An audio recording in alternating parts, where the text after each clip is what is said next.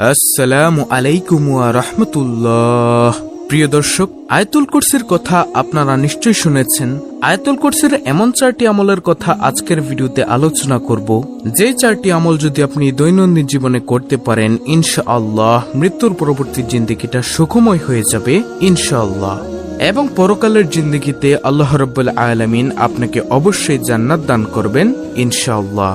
দর্শক, 60 থেকে 70 বছরের এই দুনিয়ার জীবনটা হচ্ছে ক্ষণস্থায়ী, পরকালীন জিন্দেগিটাই হচ্ছে আসল। তো প্রিয় দর্শক, আমি বিশ্বাস করি যে ব্যক্তি মৃত্যুর পরবর্তী জিন্দেগিতে জান্নাতে যেতে চায়, সে আজকে সম্পূর্ণ ভিডিওটি দেখে এখান থেকে পরবর্তীতে উক্ত আমলগুলো শিখে পরবর্তীতে সেও এই 5টি আমল সব সময় করবে ইনশাআল্লাহ। তাহলে চলুন কোনো কথা না বাড়িয়ে সম্পূর্ণ আলোচনায় প্রবেশ করা যাক। তো 1 নম্বর আমল হলো প্রত্যেক ফরজ সালাতের সালাম ফিরানোর সাথে সাথে আয়াতুল কুরসি পাঠ করা। আবু উমামা রাদিয়াল্লাহু তাআলা আনহু থেকে বর্ণিত, নবীজি সাল্লাল্লাহু আলাইহি ওয়াসাল্লাম বলেন, যে ব্যক্তি প্রত্যেক ফরজ সালাতের পর আয়াতুল কুরসি পাঠ করবে, সে ব্যক্তির জন্য তার মৃত্যু ছাড়া আর অন্য কোনো কিছু জান্নাতে প্রবেশের পথে বাধা হবে না। সুবহানাল্লাহ। দর্শক, এই হাদিসের ব্যাখ্যা এটাই যে ব্যক্তি প্রত্যেক সালাতের পর আয়াতুল কুরসি পাঠ করবে, সে ব্যক্তি অবশ্যই মৃত্যুর পর সাথে সাথেই জান্নাতে চলে যাবে ইনশাআল্লাহ। উবাই ইবনু কাব রাদিয়াল্লাহু তাআলা আনহু থেকে বর্ণিত, তিনি বলেন, রাসূলুল্লাহ সাল্লাল্লাহু আলাইহি ওয়াসাল্লাম বলেন, হে আবুল মনজির, তোমার কাছে আল্লাহর কিতাবের কোন আয়াতটি সবচেয়ে মর্যাদাপূর্ণ? তখন সেই সাহাবী বলেন, আল্লাহ তার রাসূল সাল্লাল্লাহু আলাইহি ওয়াসাল্লামই ভালো জানেন। তিনি আবার বলেন, অর্থাৎ নবীজি সাল্লাল্লাহু আলাইহি ওয়াসাল্লাম আবার বলেন, হে আবুল মনজির, তোমার কাছে আল্লাহর কিতাবের কোন আয়াতটি সবচেয়ে মর্যাদাপূর্ণ? তখন সেই সাহাবী বলল, আল্লাহু লা ইলাহা ইল্লা হুয়াল হাইয়ুল কাইয়ুম, অর্থাৎ আয়াতুল কুরসির আয়াত। তখন নবী সাল্লাল্লাহু আলাইহি ওয়াসাল্লাম উক্ত সাহাবীর বুকে হালকা আঘাত করে বলেন, হে আবুল মনজির, তোমার এই জ্ঞানটুকু আনন্দদায়ক হোক। সুবহানাল্লাহ। তুমি সত্যি বলেছ, পবিত্র কুরআনুল কারীমের সবচেয়ে মর্যাদাপূর্ণ আয়াত হলো আয়াতুল কুরসি। আল্লাহু আকবার। প্রিয় দর্শক, আমরা এই আয়াতুল কুরসি শিখার চেষ্টা করব ইনশাআল্লাহ। আবু হুরায়রা রাদিয়াল্লাহু তাআলা আনহু থেকে বর্ণিত, তিনি বলেন, রাসূল সাল্লাল্লাহু আলাইহি ওয়াসাল্লাম বলেছেন, প্রতিটি বস্তুরই উঁচু চূড়া আছে, আর পবিত্র কুরআনুল কারীমের উঁচু চূড়া হলো সূরা আল বাকারা। এতে এমন একটি আয়াত আছে যা কুরআনুল কারীমের একেবারে শ্রেষ্ঠ একটি আয়াত, আর আয়াতুল কুরসি হলো সূরা বাকারার 255 নং আয়াত। প্রিয় দর্শক, এই আয়াতুল কুরসি যদি আপনি না পারেন, তাহলে আপনার চেয়ে হতভাগা এই পৃথিবীতে আর কেউ নেই।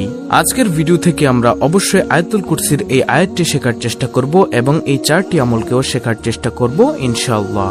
তারপরে 2 নম্বর আমল হলো আবু লায়লা রাদিয়াল্লাহু তাআলা আনহু থেকে বর্ণিত, তিনি বলেন, আমি নবী সাল্লাল্লাহু আলাইহি ওয়াসাল্লামের নিকট বসে থাকা অবস্থায় এক বেদুইন তার কাছে এসে বলল, আমার এক অসুস্থ ভাই আছে। তিনি বলেন, তোমার ভাই কি রোগে আক্রান্ত? সে লোকটি বলল, কোনো কিছুর কুপ্রভাব। তিনি বলেন, অর্থাৎ নবীজি বলেন, তুমি যাও এবং তাকে আমার কাছে নিয়ে আসো। তখন সে গিয়ে তার ভাইকে নিয়ে এলে তিনি তাকে নিজের সামনে বসান, অর্থাৎ নবীজি সাল্লাল্লাহু আলাইহি ওয়াসাল্লাম তাকে নিজের সামনে বসান।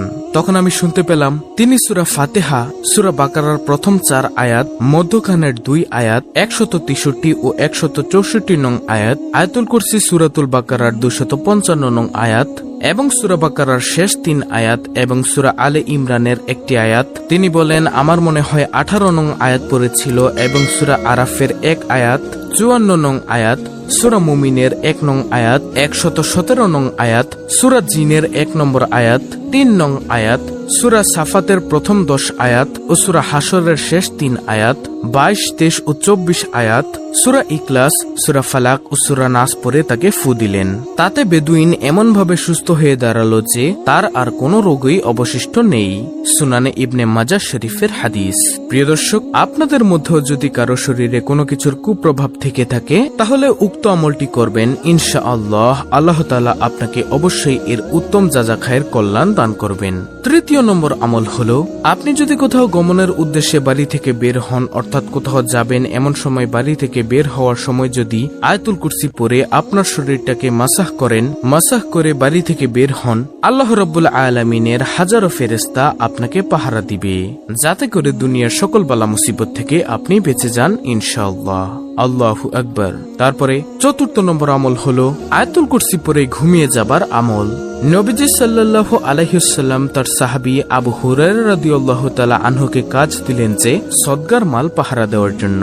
তখন সেই সাহাবী আবু হুরায়রা রাদিয়াল্লাহু তাআলা আনহু সেই মালগুলো পাহারা দিচ্ছেন।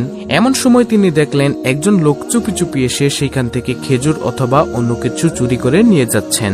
তখন আবু হুরায়রা রাদিয়াল্লাহু তাআলা আনহু সেই চোরের হাত ধরে বলল, আমি তোমাকে নবীজির দরবারে নিয়ে যাব, তোমার বিচার করা হবে। তখন ওই চোর কান্না করা শুরু করলো। সে অভাবের কথা বলল যে আমার ঘরে অনেক অভাব, তুমি আমাকে ছেড়ে দাও, আমি আর জীবনেও চুরি করব না। নবীজির সাহাবীদের তো ছিল অনেক মায়া। নবীজির সাহাবী আবু হুরায়রা রাদিয়াল্লাহু তাআলা আনহু সেই চোরকে মায়া করে ছেড়ে দিলেন। নবীজি সাল্লাল্লাহু আলাইহি ওয়াসাল্লামের দরবারে পরের দিন যাওয়ার পর নবীজি তাকে জিজ্ঞাসা করলো, ও আবু হুরায়রা, গতকাল রাতে তোমার কাছে একজন চোর গিয়েছিল, তুমি তাকে কি করেছো? নবীজির সাহাবী বলল, হে নবী, আমার অত্যন্ত মায়া হয়েছিল তার প্রতি, কারণ সে অভাবের কথা বলেছে, কান্না করে দিয়েছে, তাই আমি তাকে ছেড়ে দিয়েছি। নবীজি বললেন, সে মিথ্যা বলেছে, দেখবে সে আবার আসবে। পরের দিন সেই সাহাবী আবার পাহারা দিচ্ছে। এমন সময় দেখলো আবার সেই চোর আসলো। তখন নবীজির কথা মতোই সেই চোরকে নবীজির সাহাবী ধরে ফেললো, বলল, আর আমি তোমাকে ছাড়বো না, কারণ তুমি ওয়াদা ভঙ্গ করেছ, তোমাকে আমি নবীজির দরবারে নিয়ে যাব। তখন সেই চোর বলল, আমি আর জীবনেও আসবো না, আপনি আমাকে ছেড়ে দিন। আমি বললাম তো আমি আর জীবনেও আসবো না। আরে ভাই, আমার অনেক অভাব, এজন্যই আমার আসতে হয়। তখন নবীজির সাহাবী তাকে আবার ছেড়ে দিলেন। পরের দিন নবীজির দরবারে গেলে নবীজি জিজ্ঞাসা করলেন, ও আবু হুরায়রা, তুমি গত রাতের চোরকে কি করেছ? তখন নবীজির সাহাবী বলল, আমি তাকে আবারও ছেড়ে দিয়েছি, সে অভাবের কথা বলেছে, তাই মায়া হয়েছে, আমি তাকে ধরে রাখতে পারিনি, মায়ার কারণে আমি তাকে ছেড়ে দিয়েছি। নবীজি সাল্লাল্লাহু আলাইহি ওয়াসাল্লাম বলেন, ও আবু হুরায়রা, সে আজকে রাতে আবার আসবে। তখন নবীজির সাহাবী খেপে গেলেন এবং বললেন, কি, আমি তাকে 2-3বার ছেড়ে দিলাম, তারপরও সে আবার আসবে?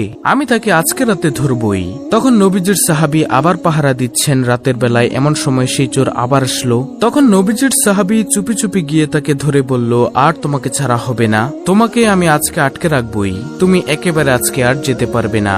তখন নবীজির সাহাবীর ওই কথা শুনে চোর বলল, আমাকে তুমি ছাড়বে না, তুমি আমাকে ছেড়ে দাও, আমার অনেক অভাব। তখন সাহাবী বলেন, না, তোমাকে আমি ছাড়বো না। তখন সেই সাহাবীর কথা শুনে ওই চোর বলল, আমি তোমাকে একটি আমল শিখাবো, তুমি আমাকে ছেড়ে দাও। নবীজির সাহাবী বলল, কি সেই আমল?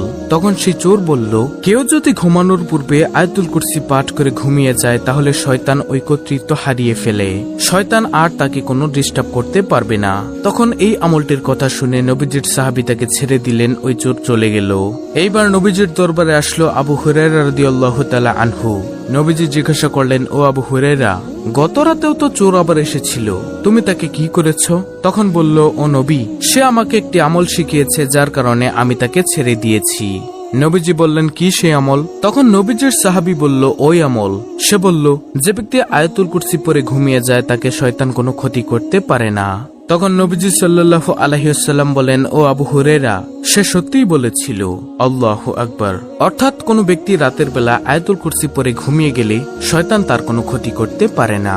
সুবহানাল্লাহ। প্রিয় দর্শক, আয়াতুল কুরসির যে 4টি আমলের কথা আমি ভিডিওর মধ্যে বলে দিয়েছি, সেগুলো আপনারা করবেন, ইনশাআল্লাহ আপনি উক্ত ফলাফল পেয়ে যাবেন।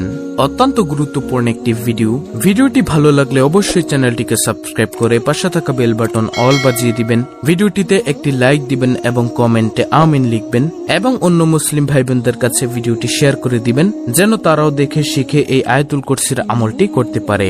আল্লাহ রাব্বুল আলামিন আমাদের সকলকে আয়াতুল কুরসির আমল করার তৌফিক দান করুন। আমিন।